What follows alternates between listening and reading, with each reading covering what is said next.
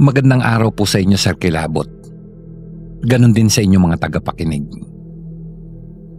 Gusto ko lamang ibahagi sa inyo nakakapangilabot at masasabi ko rin pinakamagandang pangyayari sa buhay ko. Isang karanasang hindi ko malilimutan. Itago nyo na lang ako sa pangalang Makoy. Ulila na ako sa mga magulang dahil namatay ang aking ina sa panganganak sa akin. Namatay naman ang aking ama nung araw ng dibo ko. Yun sana ang pinakamasayang araw para sa akin pero nabalot iyon ng matinding kalungkutan dahil sa pagpanaw ni Itay. Mula noon ay namuhay na ako ng mag-isa. Kahit maliit lamang ang aming bahay ay napakalungkot pala talaga ng mabuhay ng walang kasama. Isa akong magbubukid. Ang maghapong trabaho sa palayan ng pantawid ko sa araw-araw.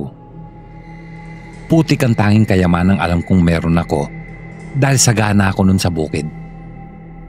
Madalas din akong kutsain ng mga kababata ako sa sentro ng aming baryo sa tuwing nagpupunta ako roon upang magpagiling ng palay at maging bigas ito. Madalas sabihin sa akin ni na Marlon na amoy lupa raw ako. Mukhang putik dahil maitim daw. Pangit. Kaya walang babaeng magkagusto. Kung meron daw magkakagusto sa akin, ay paniguradong ginayuma ko raw o di naman kaya ay bulag. Hindi ako naiinis sa mga pang-aasar at pangungutya nila. Dahil ayaw ko mang aminin, ay totoo lahat ang mga sinasabi nila. Sa halip na mainis ay sinasakyan ko na lamang ang mga pangungutya nila sa akin. Madalas kong sabihin sa kanila na kung makakita sila ng babaeng maganda ay papuntahin nila sa bahay at nang magayuma ko. Kung minsan na may nagiging pisikal na sila sa akin dahil na rin sa hindi nila ako magawang inisin sa mga pang-aasar nila. Duwag akong tao. Hindi ko alam. Siguro ayaw ko lang talaga ng gulo kahit nasasaktan na ako sa mga ginagawa nila sa akin ay hindi pa rin ako lumalaban. Isang gabi habang papauwi ako galing sa baryo, pasa ng kalahating sakong bigas, ay bigla akong nakadama ng nakakakilabot na presensya. Pakiramdam ko ay may mga matang nakatingin sa akin. Para bang may kung sinong nakasunod pero wala naman. Nakarinig din ako ng kakaibang huni nang hindi ko matukoy na ibon. Hindi ganun kahina ang utak ko para hindi malamang may aswang sa paligid. Nanginginig ako sa takot nun. Hindi ko alam kung makakauwi pa ba ako ng buhay. Nagdasal na lamang ako, pero patuloy lamang itong nakasunod. Ang pag-iip ng hangin at pagsasayawan ng puno ang lalong nagpakaba at nagpatindi ng takot ko na para bang katapusan ko na anumang sandali nun. Kung sino ka man, huwag mo naman sana akong kainin. Hindi ako masarap. Amoy lupa ako. Kung gusto mo, hati na lang tayo dito sa dala kong bigas. Kalahating sako na lang natira kasi kinuha ni na Marlon yung kalahati. Pero kung gusto mo, iyon ang lahat. Ayos lang sa akin basta buhayin mo lang ako. Matapos kong sabihin ng mga iyon, ay biglang naglaho ang presensya nito. Nakahinga ako ng maluwag. Akala ko talaga noon ay katapusan ko na. Naisip ko rin pagka-uwi ko ng bahay na napapakiusapan din pala ang aswang.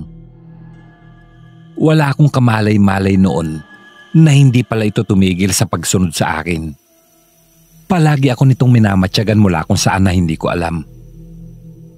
Hindi ko alam kung bakit hindi pa ako nito pinapatay kahit na marami na itong pagkakataong gawin akong hapunan. Sa kabila ng itsura at katayuan ko sa buhay, bilang isang lalaki ay nangarap din ako ng babaeng makakasama ko sa buhay. Isang babaeng kaya akong tanggapin at mahalin. Pero tila yata hanggang pangarap na lamang iyon. Sa totoo lang ay may napupusuan akong babae sa lugar namin. Isa siyang guro, si Teacher Carmela. Napakaganda niya, napakaamo ng muka. Medyo mapula ang kutis.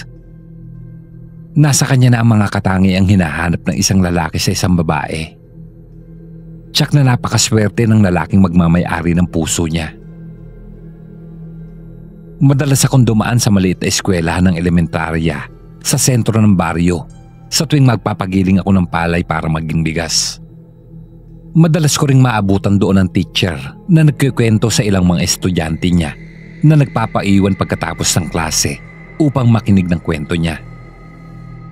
Madalas niyang ikinikwento sa kanila ang isang diwatang may dugong tao na umibig sa isang tao. Pero iniwan ito ng minamahal nito. Kaya naman unti-unting nagbago ang anyo nito nang dahil sa matinding lungkot at galit. Naging halimaw ang napakaganda nitong muka. At lahat ng taong makasalubong nito sa daan tuwing gabi ay kinakain nito. Bigla niyang tatakutin ng mga estudyante niya sa huling parte ng kwento niya na dahilan upang magsigawan ng mga ito. Tatawa lamang siya pagkatapos at sasabihin sa kanilang biro lang. Madalas niya rin silang pangaralan na kapag daw lumaki sila at dumating na sa tamang edad para magmahal, ay huwag daw nilang gagawing laro ang pag-ibig. Huwag daw nilang paglalaroan ng damdamin ng iba dahil masama raw iyon.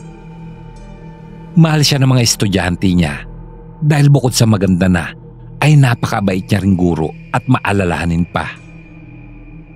Nagtataka tuloy ako kung bakit wala pa rin siyang asawa o nobyo man lang hanggang ngayon. Pero pinangarap ko na sana ay ako ang taong makasungkit ng puso niya. Pero malabong mangyari iyon. Suntok sa buwan. Iyon ang madalas kong sabihin sa aking sarili noon. Dahil sino ba naman ako para mapansin at magustuhan ng isang malaangil na gaya niya. Marami ang nagtangkang sumuyo sa kanya para lamang patunayan ang kanilang pag-ibig at makamtan ng kanyang matamis na oo. Subalit wala sa kanila ang nakasungkit ng puso niya. Isa si Marlon sa mga sumubok na manligaw kay Teacher Carmela, pero maging sila ay nabigo. Siya lang din ang babaeng kilala kong matapang at tila hindi alam ang takot dahil mag-isa siyang naglalakad pa uwi kung minsan kahit gabi na. Sana lang ay meron din akong tapang na tulad niya. Tapang para ipagtanggol ang sarili mula sa pang-aapi ni Marlon. Muli na naman akong hinarang ni Marlon sa baryo upang hinga ng pang-inom nila. Nakapagbenta kasi ako ng 2 sako ng bigas na sobra sa mga naani namin sa bukid. Ayoko sanang magbigay pero wala na akong nagawa dahil pinagtulungan nila ako. Pilit nilang kinuha sa akin ang mga kinita ko. Wala akong naiuwing pera kahit na piso dahil kinuha nilang lahat ng pera ko. Bukod doon ay ginulpi pa nila ako. Puro sugat ang inabot ko at hinang-hina ako habang naglalakad pa pauwi. Muli ko rin nadama ang nakakapangilabot na presensya. Mukhang narito na naman ang aswang. Siguro sa pagkakataong ito ay hindi na talaga ako nito bubuhayin pa.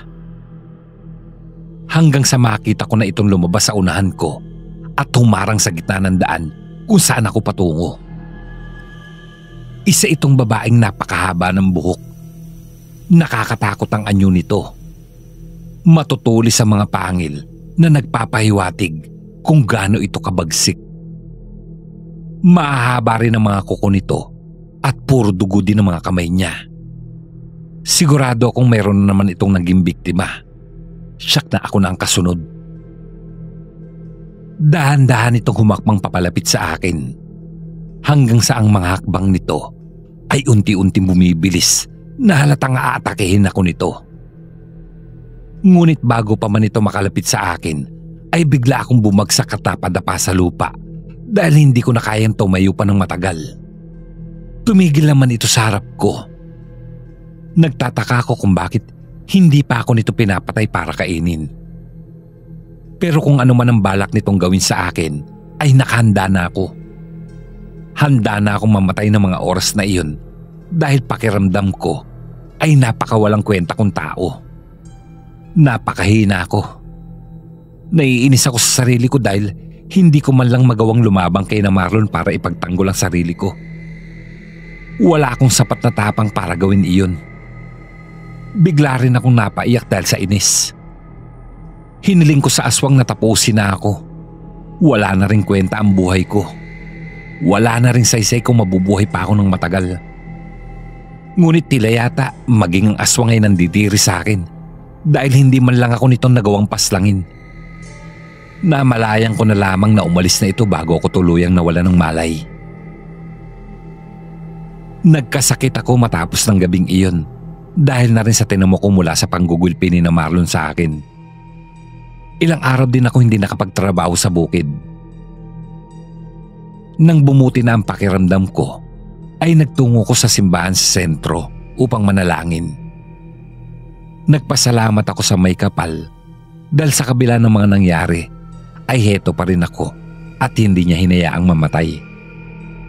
Matapos magdasal ay napansin ko si Teacher Carmela na nasa labas ng simbahan.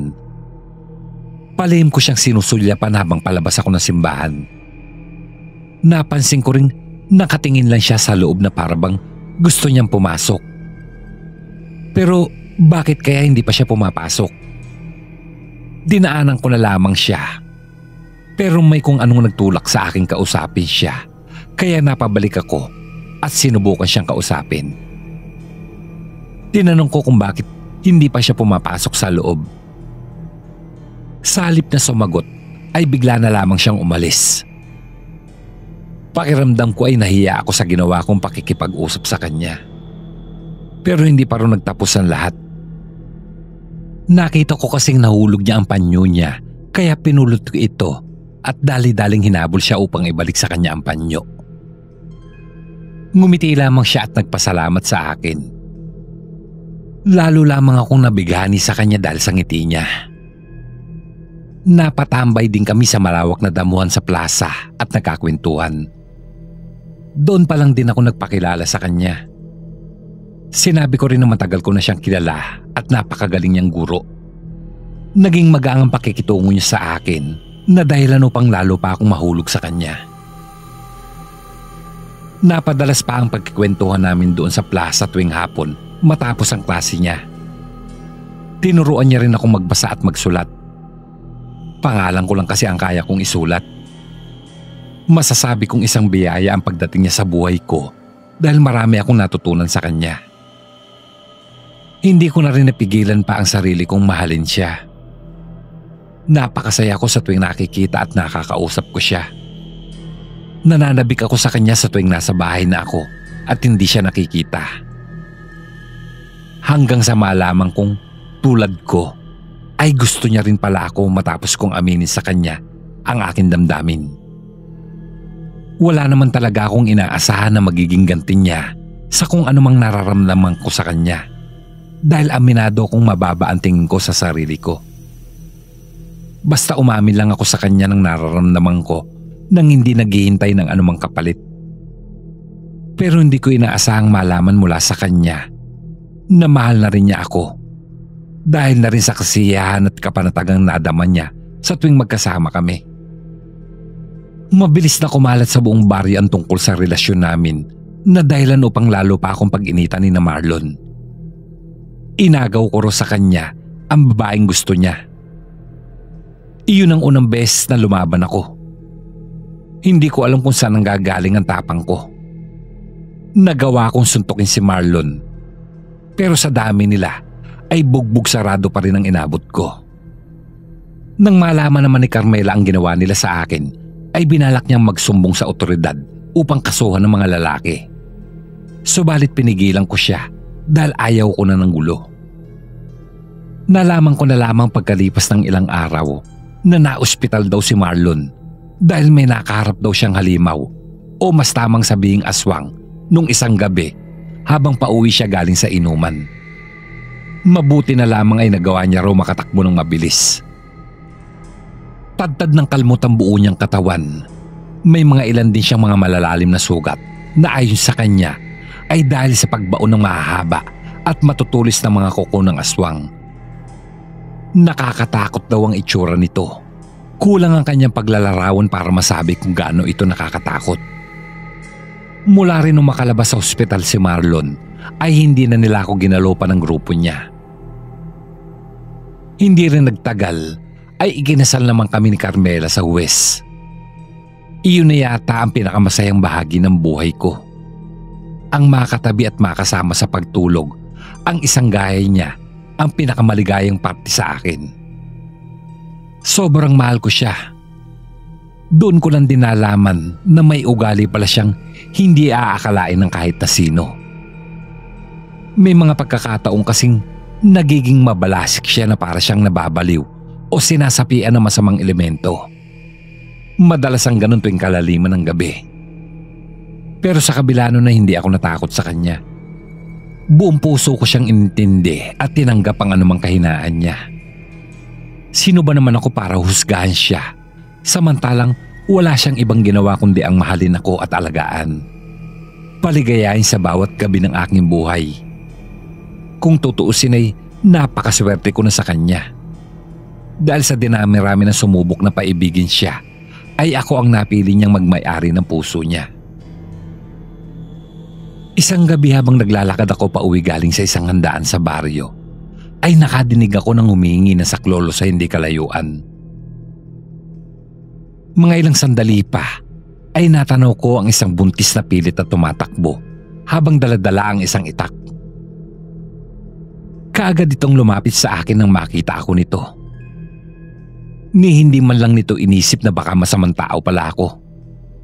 Kaagad itong humingi ng tulong sa akin habang nanginginig dahil sa matinding takot. Hinahabol daw kasi ito ng aswang. Pinatay daw ng aswang ang asawa nito. At ngayon ay ito na at ang bata sa sinapupunan nito ang punteriya ng aswang. Nagulat na lang kami nang makadinig kami ng pagaspas ng ibon. Napakalakas ng pagaspas na parabang isa itong napakalaking ibon. Hindi namin matukoy kung saan ito nagmumula dahil napakadilim ng paligid. Natatakpan din ng ulap ang buwan. Mga ilang sandali pa ay bigla nitong dinagit ang babaeng buntis na nasa tabi ko lang. Napasigaw na lamang ang babae at saka kumapit ng mahigpit sa akin. Nanlaki naman ang mga mata ko nang makita ko ang itsura ng aswang. Hindi ako pwedeng magkamali. Ito yung aswang na nakita ko noon habang papauwi ako. Kaagad kong kinuha ang itak ng babaeng buntis at tinaga ko ang aswang at tinamaan ito sa muka hanggang sa dibdib nito na dahilan upang mabitawan nito ang babaeng buntis. Kaagad naman itong lumipad papaalis. Hindi ko naman na nagawang habulin pa ito dahil sa napakataas nitong lipad at mabilis na itong naglaho sa paningin ko. Naimatay din ang babaeng buntis nang makaalis na ang aswang. Dinala ko siya sa pinakamalapit na ospital ng gabi ring iyon. Nang masiguro ko na ang kaligtasan ng babae at ang sanggol sa sinapupunan nito, ay umuwi na muna ako. Baka kasi nag-aalala na sa akin ang asawa kong si Carmela. Hindi na siya sumama pa sa handaan sa baryo dahil kailangan pa rin niyang gumawa ng lesson plan niya. Madaling araw na ako nakauwi. Ngunit nagtataka lang ako dahil wala sa bahay si Carmela. Naroon naman ang mga gamit niya kaya sigurado akong hindi siya naglayas. Agad ko siyang hinanap sa buong baryo. Nagtanong-tanong din ako kung may mga nakakita ba sa kanya.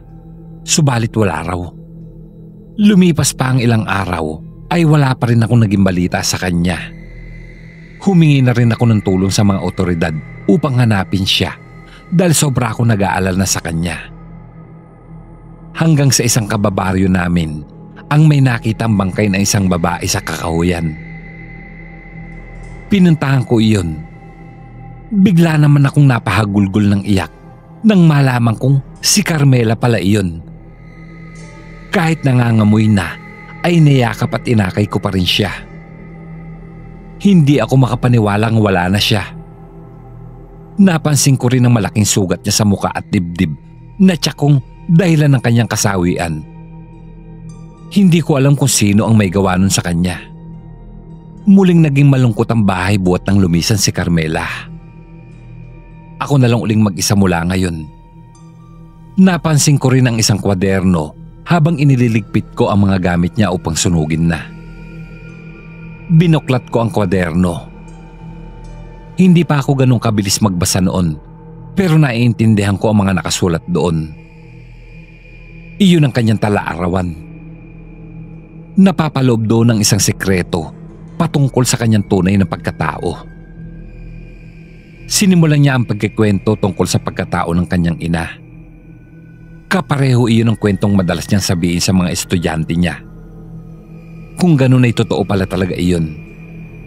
Napapaloob din sa talaarawan niya na gusto niya na ako nung simula pa lang. Alam niya rin na madalas ko siyang silipin sa kanyang silid-aralan tuwing hapon.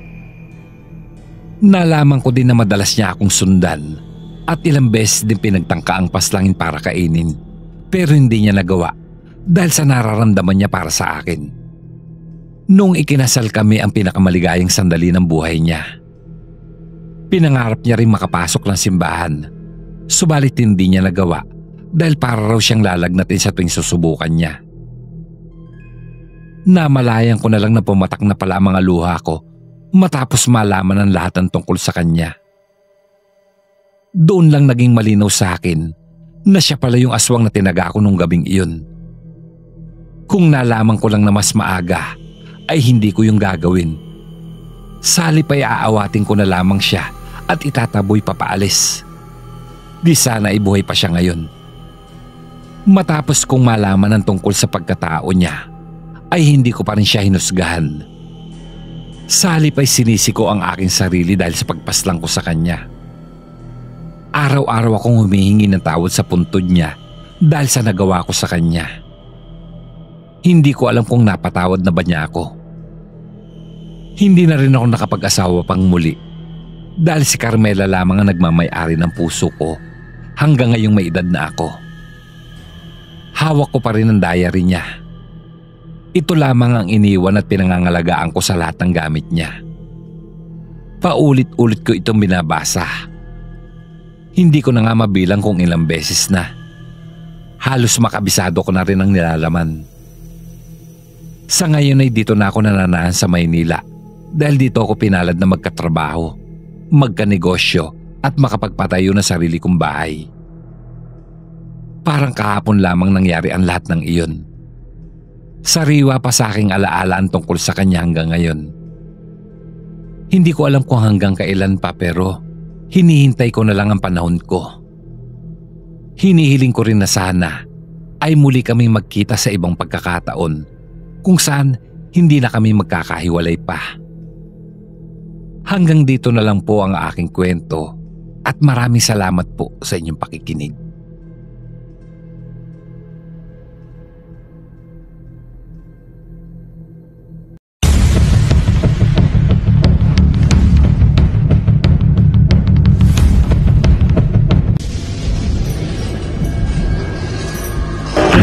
Travel of Mysterio.